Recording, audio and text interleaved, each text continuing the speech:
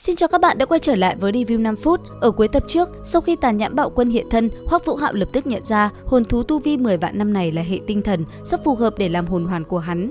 Vậy là không một chút chần chừ, Hoắc Vũ Hạo quyết sống mái với đối phương một phen, kim quang trên trán hắn bắn ra, nhắm thẳng vào đầu chúa tể Bạo Quân. Ở phía đối diện, hồn thú kia không cảm nhận được bất cứ đau đớn gì, nó lạnh lùng lên tiếng: "Người đang gãi ngứa cho ta sao?" Nghe vậy, Hoắc Vũ Hạo khẽ nhếch môi rồi nói: "Chỉ có ta mới nhìn thấy được sợi tơ vận mệnh của ngươi đã bị đứt hoàn toàn rồi." Lời hắn vừa dứt, Tàn Nhãn Bạo Quân bỗng cảm thấy có gì đó không đúng, nó quyết định bỏ chạy vào trong rừng sâu. Thế nhưng Vũ Hạo đâu dễ dàng để nó được toại nguyện, hắn lập tức đuổi theo. Thấy thế, con hồn thú kia liền phát động sóng xung kích, khiến linh hồn hắn chấn động dữ dội. Khoảnh khắc này đây, cả hai cứ thế dùng tinh thần ngạnh kháng với nhau. Sau một khắc, Tàn Nhãn Bạo Quân gầm lên nói: "Nhân loại có tu vi kém hơn ta, vậy mà có thể làm ta bị thương, khá lắm." Mà ở phía đối diện, Hoắc Vũ Hạo không tiếp tục nhiều lời với hồn thú này, hắn mạnh mẽ oanh kích ra một chiêu Tư Đông Quyền nhằm lấy mạng đối thủ. Lúc bấy giờ, Tàn Nhãn Bạo Quân cảm nhận được uy áp chí mạng, nó bắt đầu xin tha mạng. Tuy nhiên, hiếm khi kiếm được hồn thú hệ tinh thần, Hoắc Vũ Hạo quyết định sẽ hấp thu luôn hồn hoàn của tên gia hỏa này. Nhận thấy không thể đàm phán, Tàn Nhãn Bạo Quân liền đổi giọng đe dọa: "Nếu ngươi dám lấy mạng ta, ngươi cũng không sống nổi quá hôm nay. Phụ thân sẽ báo thù cho ta." Đến nước này thì Hoắc Vũ Hạo đâu có sợ, hắn oanh kích ra một đòn nhất kích tất sát, rồi nhanh chóng ngồi xuống hấp thu hồn hoàn của Tàn Nhãn Bạo Quân. Không ngờ rằng từ trên người đối phương, hắn vậy mà thu hoạch thêm một khối đầu hồn cốt. Mà cũng trong lúc này, tại thành Sử Lai Khắc, tình hình đang vô cùng căng thẳng. Sau vài chiêu, trời đất bỗng tối sầm lại, Huyền lão hoàn toàn bị hắc ám nuốt chửng. Chứng kiến một màn cọ sát giữa hai cường giả top đầu đại lục, các vị phong hào đấu la của Sử Lai Khắc cũng hết sức thất kinh. Thấy Huyền lão rơi vào thế hạ phong, Muôn Thiểu Triết lập tức ra lệnh cho toàn bộ hồn sư chuẩn bị hồn đạo khí trận địa vào vị trí. Rất nhanh, đợt đạn pháo thứ nhất được bắn ra. Vô số hồn thú trước sức mạnh của khoa học công nghệ liền không cách nào chống trả. Đợt công kích tiếp theo đến từ Gia Cát Thần nỏ pháo của Đường Môn. Những đòn tấn công liên tục khiến vô số hồn thú bị hạ gục. Nhưng bất ngờ lúc này, đại quân thú triều như nhận được hào quang chúc phúc, chúng bỗng được hồi phục sức mạnh. Ở giữa không trung, một hồn thú mang dáng vẻ của nhân loại liền xuất hiện, nhìn về phía thành Sử Lai Khắc, thanh âm nàng vang lên nói: "Nhân loại, các ngươi nghiên cứu ra vũ khí hủy diệt này, rốt cuộc đã uy hiếp đến sự sinh tồn của hồn thú. Thanh chiến lần này, chúng ta sẽ toàn lực ứng phó."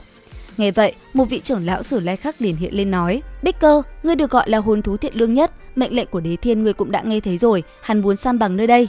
Đế hoàng thụy thú hy sinh, chúng ta cũng rất tiếc, nhưng các ngươi giận cá chém thớt như vậy, có phải hơi quá đáng rồi không?" Tuy nhiên, hồn thú theo chủ trương hòa bình như Bích Cơ giờ đây cũng không nhân nhượng nữa. Vậy là cuộc chiến tiếp tục bùng nổ. Đợt Gia Cát Thần nỏ pháo lần thứ 3 bắn ra, cũng là lúc Huyền lão bị đánh bay từ trên không trung ngã xuống.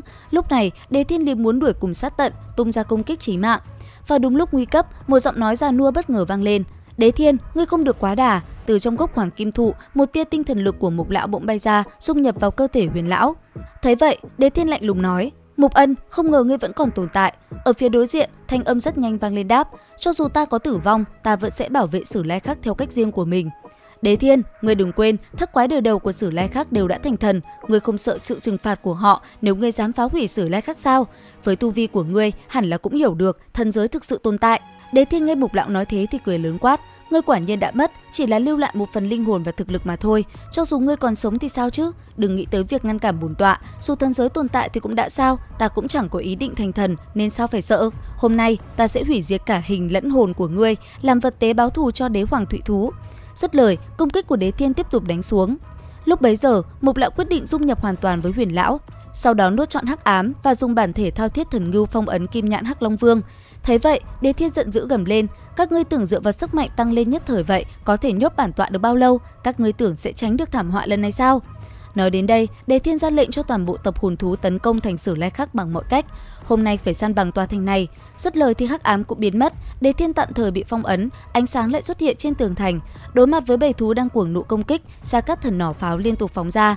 Đúng lúc này thì Bối Bối dẫn theo Nam Thu Thu và Nam Thủy Thủy đến gặp Ngô viện trưởng. Sau khi biết được Vương Thu Nhi chính là Đế hoàng thụy thú, Muôn Thiểu Triết cũng sốc nặng. Tuy nhiên, việc trước mắt vẫn là phải tìm cách đối phó với bão thú triều đã. Tín hiệu báo động đã được gửi đến 3 đại đế quốc.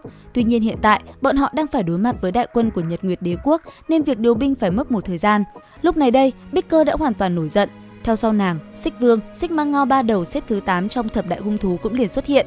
Liệu rằng tiếp theo đây, chuyện gì sẽ xảy ra? Ấn đăng ký kênh YouTube Review 5 phút để biết thêm chi tiết nhé. Bây giờ thì xin chào và hẹn gặp lại.